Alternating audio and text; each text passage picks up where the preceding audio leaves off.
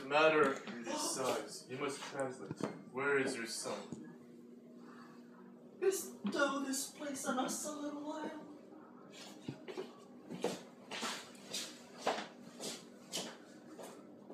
Ah, mine, O Lord, what have I seen tonight? Oh, How does Hamlet? mad as the sea and wind, when both contend which is the mighty in his lawless fit, whips out his rapier, cries out, a rat, and in his brandished apprehension, kills the unseen good old man. It had been so with us, his liberty is full of threats to all. To you yourself, to us, to everyone. How shall this bloody deed be answered? But so much was our love. We would not understand what was most fit. But like the owner of a foul disease, let it feed, even on the pith of life. Where is he gone? To draw apart the body he hath killed. Oh, Gertrude, come. We must, with all our majesty and skill, both countenance and excuse. Oh, Guildenstern.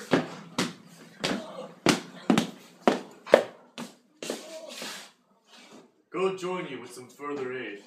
Hamlet in madness hath Polonius slain, and from his mother's closet hath he dragged him. Go seek him out, and bring the body.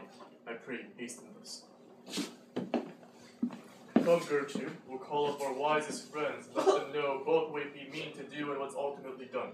So slander. Oh, come away, my soul is full of discord and despair.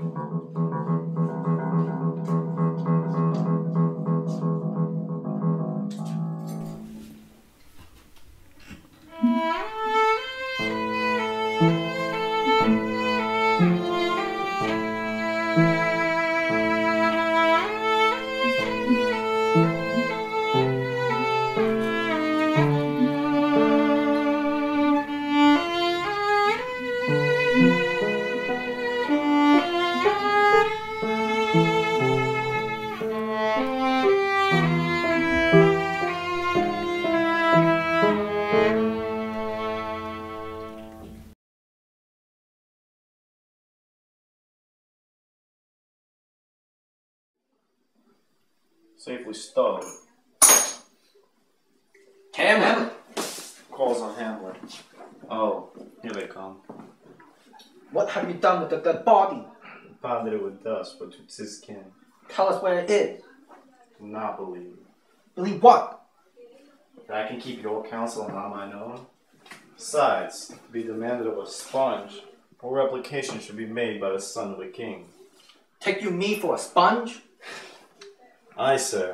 That soaks up the king's countenance, his rewards, his authorities, keeps them, like an ape, in the corner of his jaw, first mouth to be last swallowed.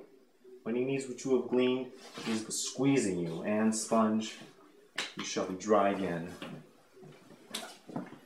I understand you not. Native speech sleeps in a foolish ear. You must tell us what the body is, and go with us to the king. The body is with the king. The king is not with the body. The king is a thing. A thing? Of nothing. Bring me to him.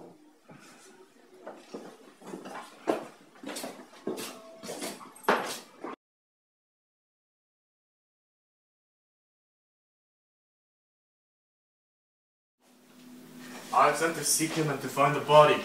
How dangerous is it that this man goes loose? How now? What hath befallen? Where the dead body is bestowed, we cannot get from him. But where is he? Without, guarded, to know your pleasure. Bring him before us. Ho, Guildenstern! Now, Hamlet, where is Polonius? At supper. Where? Not where he eats, but where he is eaten. A certain convocation of politic worms are eaten at him. Yet fat king and your lean beggar but variable service. That's the end. Alas, alas. A man may fish with the worm that hath eat of a king, and eat of the fish that hath fed of that worm. What dost thou mean by this? Nothing but to show you how a king may go a progress through the guts of a beggar. Where is Polonius? In heaven. Seek him in the other place yourself. You shall nose him as you go up the stairs into the lobby. Go seek him there. He will stay till you come. Hamlet, this deed, for thine especial safety, which we do tender, as we dearly grieve. The bark is ready and the wind at help. The associates tend, and everything is bent for England. For England? Aye, Hamlet. Good. So is it if thou knewst our purposes. Come, for England.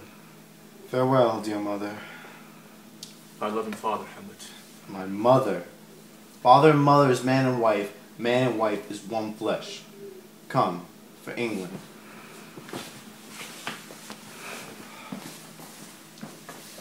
Follow him at foot. That else leans on the affair. Pray you, make haste. And England, if my love thou hold'st at aught, as my great power thereof may give the sense. After the Danish sword and thy free arm, for like the hectic in my blood he rages, and thou must cure me, till I know this done, however mayhaps my joys were there begun.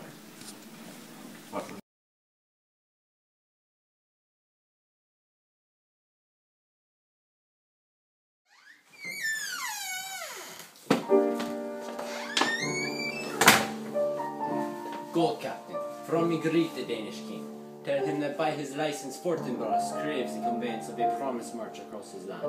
I'll do it. Go softly on. Whose powers are these? They are of Norway, sir. Our purpose, sir, I pray you. Against some part of Poland. Who commands them? The nephew to old Norway, Fortinbras. Goes it against the main of Poland for some frontier? Truly to speak, and with no addition. We go to gain a little patch of ground. Why? And the Polak will never defend. Yes, it is already garrisoned. 2,000 souls and 20,000 ducats will not debate the question of this straw. God be with you. I'll be with you straight. Go a little before.